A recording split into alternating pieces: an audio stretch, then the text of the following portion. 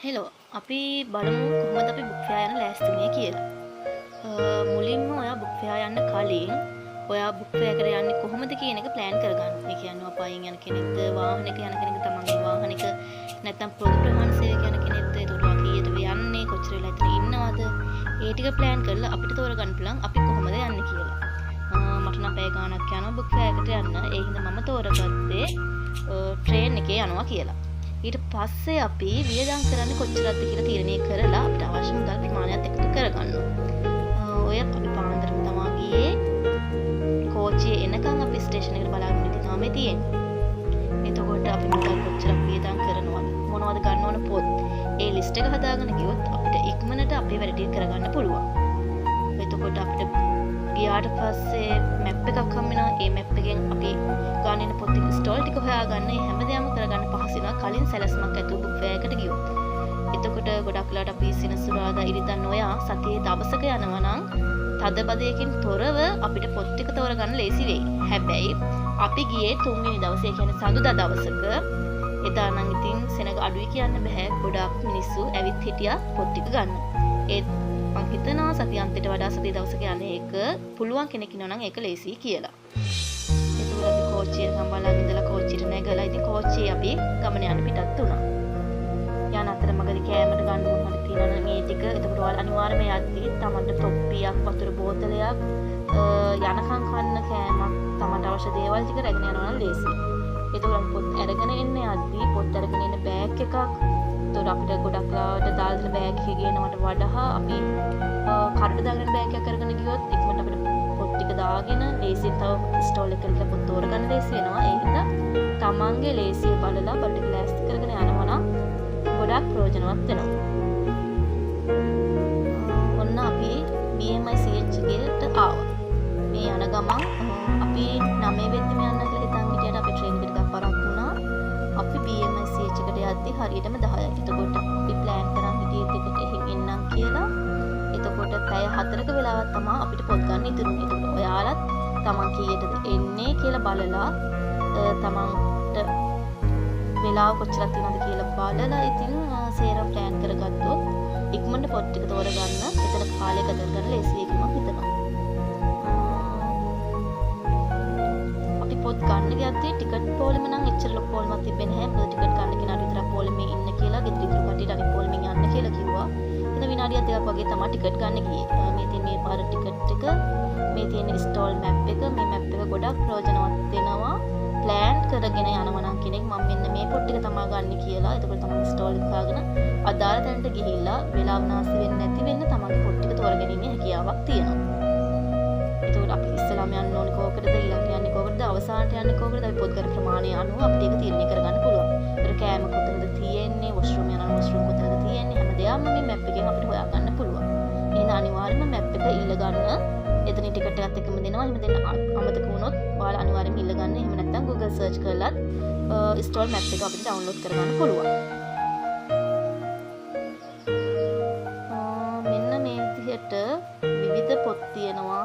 150 ඉඳලා ඩිස්කවුන්ට් අපිට හම්බ වෙනවා. 150 ඩිස්කවුන්ට් නම් මම නම් දැක්කේ බාගින් ස්ටෝල් වල විතරයි. ඊට අමතරව හැම බුක් ස්ටෝල් එකම 120 115 ඩිස්කවුන්ට් හම්බ වෙනවා. එතකොට තමන් ගන්න මොන පොත්ද, ඉංග්‍රීසි පොත් ගොඩක් ගන්න හිතාගෙන ඉන්න කෙනෙක් නම් බාගින් ස්ටෝල් වලට යන එක හොඳයි. ඒ කියන්නේ බාගින් ස්ටෝල් වල උනත් හොඳ පොත් මේ පාර තෝරගන්න තිබ්බා. එතකොට අපිත් ගිහිල්ලා ඔය හැමදාම වගේ මැගි නූඩල්ස් කෑවා. පොත් වලට අමතරව මේ පාර කෑම ස්ටෝල්ස් නම් ගොඩක් තිබ්බා. ඒකට සාපේක්ෂව ගොඩක් කෑම ස්ටෝල්ස් තිබ්බා. ඒතකොට කෑම ගන්න ලොකුවට කරදර වෙන අවස්ථාවක් නැහැ. තමන්ට ඕන වෙලාවක කෑම ගන්න පුළුවන්. ඒතකොට තමන් පොත් ගන්න අතර කෑම ගන්නවා යන්න. ඒවා තමන්ට ඕන විදිහට සැලසුම් කරගෙන කෑම ගන්න පුළුවන්. එතකොට කතන්දර පොත්, විෂයට අනුබද්ධ පොත් හැම පොත් ජාතියක්ම වගේ තිබ්බා. හැබැයි සාපේක්ෂව මිල වැඩි. ඒක ඉතින් මේ දවස්වල කොහොමද කොළ ගණන් වැඩි හින්දා වැඩි වෙච්ච මිලක්. දැන් අවුරුදු 3ක විතර ඉඳලා පොත්වල ගාණ වැඩිනේ. එහෙම නැතුව ලොකු වෙනසක් නැහැ. ගිය අවුරුදු 2 ගණන් වගේම තමයි. ඒක ඉතින් සාපේක්ෂව ගත්තොත් පොත්වල මිල ගණන් වැඩි. පොත් දකිද්දී ලස්සන පොත් හැමතැනම තිබ්බා. සේරම පොත් ගන්න හිතෙනවා නම් කියන තරමට ගොඩාක් ලස්සන පොත් තිබ්බා. ඉතින් තමයි වියදම් කරන්න පුළුවන් ප්‍රමාණය තීරණය කරලා තමන් ගන්න පොත් ටික තීරණය කරලා අදාළ ස්ටෝල් වලට කියලා පොත් ටික ගත්තොත් ඉක්මනට තමන්ගේ ටික කරගෙන එළියට එන්න පුළුවන් වෙයි.